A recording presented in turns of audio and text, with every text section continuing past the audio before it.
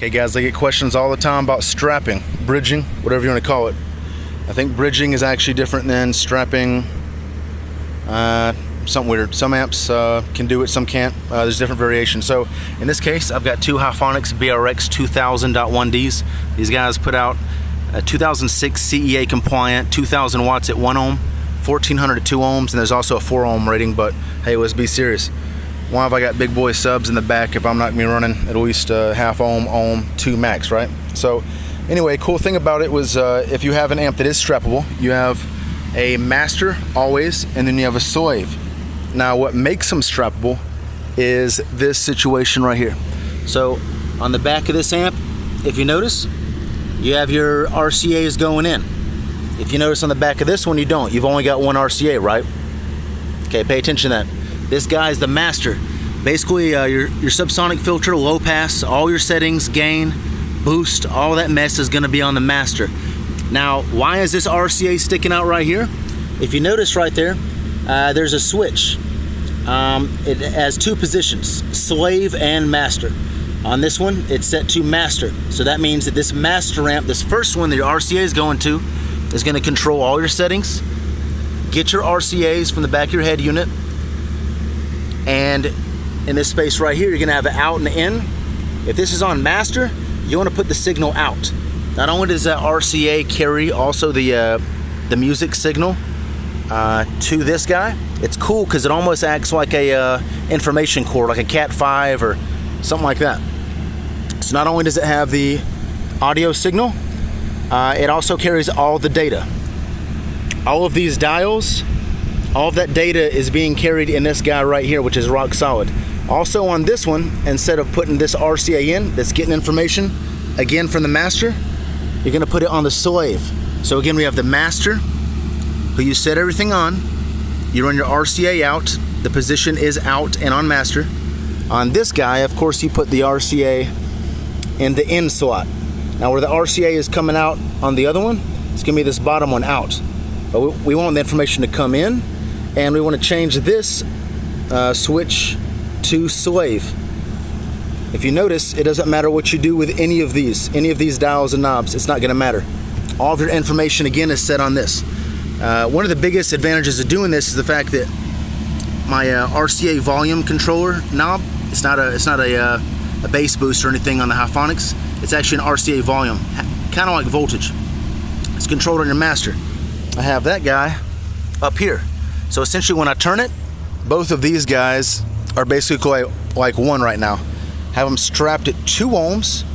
So basically I have 4 DVC 4 ohm speakers back here. Have them wired together, it's 2 ohms total.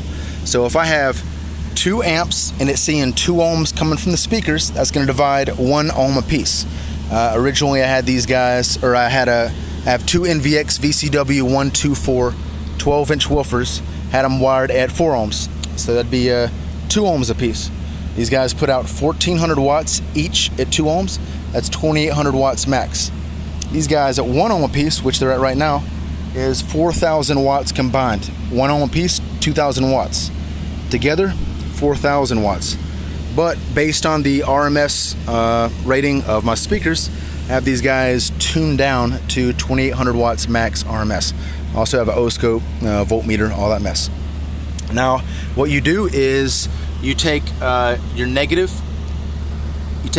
wires off each amp, and I'm using big like 8 gauge, and you connect your negatives. So here's the negatives.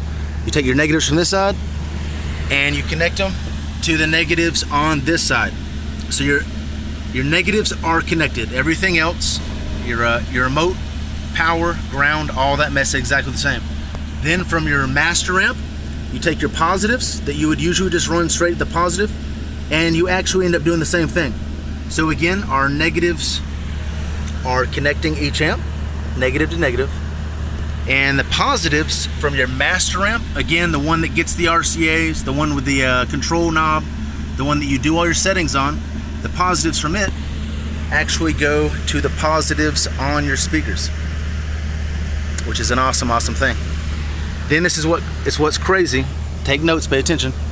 The positives on your slave, remember, it's getting the information. The positive channels from it are actually your negative. So at no point when you strap do you use the negative channels to connect the speakers ever. Negative, both of them, connect to the negative on the master.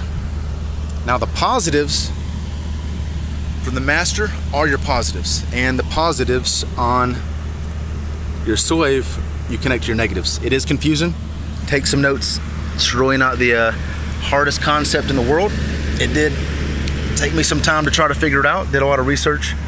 Wasn't very much documentation on it for the Hyphonics one. All amps are different. If you see a switch on the back of yours that says Slave or Master, then you know you can do it, which is awesome. It's a lot easier to tune them like that. I might even put up a video where I'll show you guys how to tune them with an oscope and a voltmeter. Basically the same thing. But cool. If you guys got any questions or comments or anything, holler at me down in the comment section. And excuse all the messy wiring. I know. You guys are gonna hate, but is what it is. This stuff does not move. It's rock solid. Cool. Y'all let me know. Sweet.